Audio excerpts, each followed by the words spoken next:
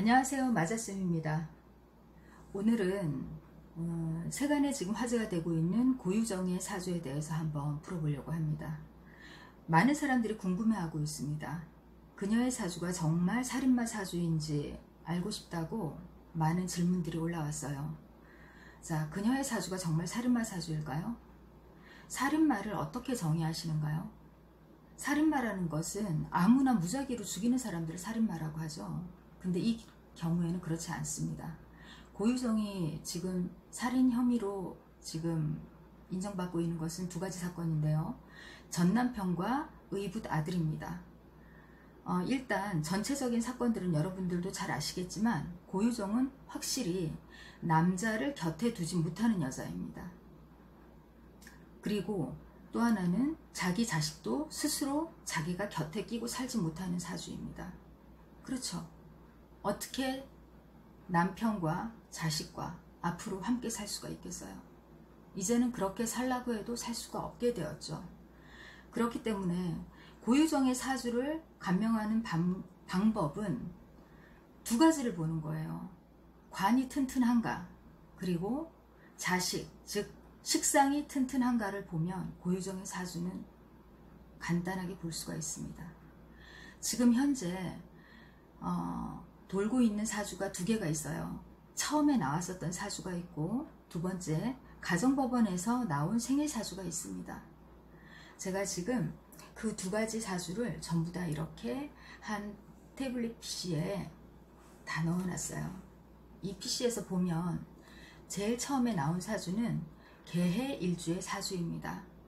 이 개해일주의 사주를 보면 여기에는 관의 자리가 튼튼하게 나와 있습니다. 왜 그러냐면 월령이 축월의 관이기 때문에 그래요. 월령이 축월의 관인데 이 축월의 관을 해집는 것들이 하나도 없습니다.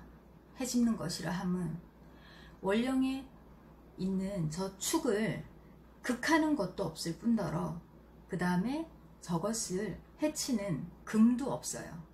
그죠? 그리고 그 위에 을목이 있는데 그 을목은 관을 해할 수가 없습니다. 그리고 양쪽에 해수 물이 있는데 그 물들은 저 겨울의 땅을 건드릴 수가 없습니다. 그렇기 때문에 제가 봤을 때 첫 번째 나온 개해일주의 사주는 남편을 두고 자식을 키울 수 있는 사주이기 때문에 이 사주는 맞지 않습니다.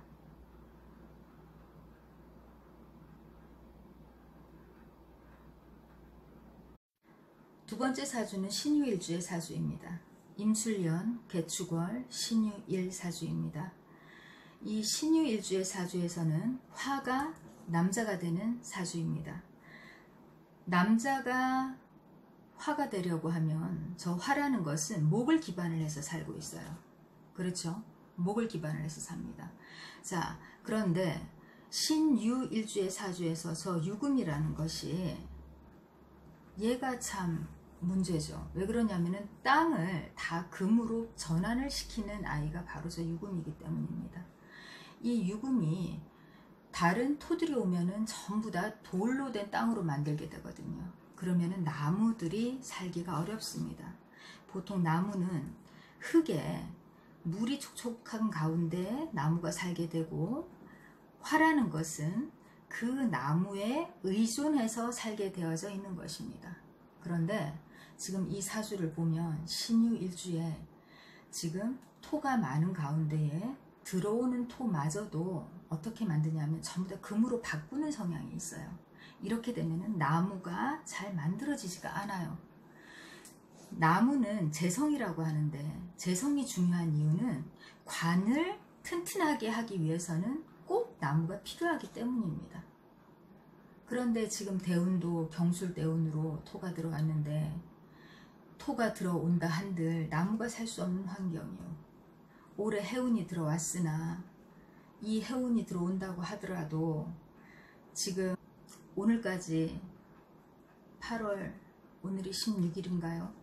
오늘까지 굉장히 건조한 달이죠. 나무가 살기 굉장히 힘든 달입니다. 나무가 살기 어렵다는 얘기는 관을 옆에 두기가 힘들답니다. 그리고 그때 사건이 있었던 날을 제가 남편을 살해한 날이 5월 25일 저녁이었습니다. 제가 그날을 확인을 해봤더니 임술날이었더라고요. 임술날 술시에 그러한 사건을 또 저질렀습니다. 임술날 술시면 또 건조한 땅이 되죠. 건조한 땅이 안 된다 하더라도 신유 일주에 저 유가 유술 금으로 합을 하게 되면 목을 치는 기운으로 들어서게 됩니다. 그렇게 되면 절대 관이 살 수가 없어요. 관이 남자거든요. 남자를 계속해서 치게 돼. 이렇게 되면 5월 25일 임술날 술시에 다시 금으로 합해서 목을 치는 시간에 남편을 죽였다. 자, 그리고 제가 조사한 바에 의하면 3월 2일은 의붓 아들을 다시 또 죽음으로 몰고 간 날로 추정이 되고 있는데요. 그 날은 다시 무술날이었습니다. 자식은 신유 일주에 수기에 해당하는 날입니다. 물에 해당하는 날이죠. 물을 극하는 게 뭐죠? 토입니다. 그렇기 때문에 토가 많은 신유 일주에 토가 많은 사람들은 자식을 데리고 살기가 어려운 것입니다. 왜냐하면 그렇죠. 흙이 많으면 어떻게 되죠? 물이 흙 속으로 들어가게 됩니다. 그러면 물은 형체가 남아있지 않아요. 그것을 우리는 그냥 습토라고 하지 물이라고 하지를 않아요. 굉장히 중요한 의미인데, 수라는 것은 물은 맑은 그릇에 받쳐져야지만 물인 것입니다. 우리는 그래서 금생수라고 하는 거예요. 금이 있어야지만 물의 형체를 볼 수가 있고 맑은 물을 우리가 있다는 존재감을 느끼기 때문이죠. 그런데 수가 토를 만나게 되면 형체를 상실하게 됩니다. 존재 자체를 상실을 하게 돼요. 그런데 신금 일주에게 있어서 수라는 것은 바로 자식에 해당하는데, 이렇게 들은 토 속에 물이 다 스며들기 때문에 형체조차 남지 않는다. 그래서 자식과는 연이 좀 거리가 멀다, 이렇게 볼 수가 있는 것입니다. 그렇기 때문에 저는 신유 일주의 사주가 바로 고유정의 사주라고 생각하는 것입니다. 자, 이렇게 보면 살인마의 사주도 사연이 있고 이유가 있습니다. 물론 폐륜입니다. 폐륜. 도덕적으로 행해서는 안 될 일을, 우리가 사주를 풀이함에 있어서 무엇이 중요한지 그것에 대해서 잠깐 생각을 한번 해보고 싶었습니다. 사주를 풀 때 그냥 살인마의 사주가 궁금하다. 어떤 여자가 그렇게 죽였느냐, 어떤 사주이길래 죽였느냐가 아니라,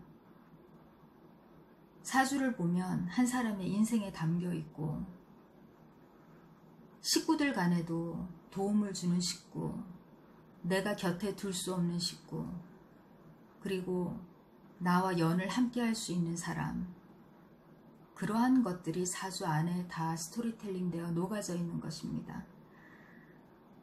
이러한 것들을 너무 많은 지식이나 어떤 학문적 관점에서 그것을 풀이하려고 한다?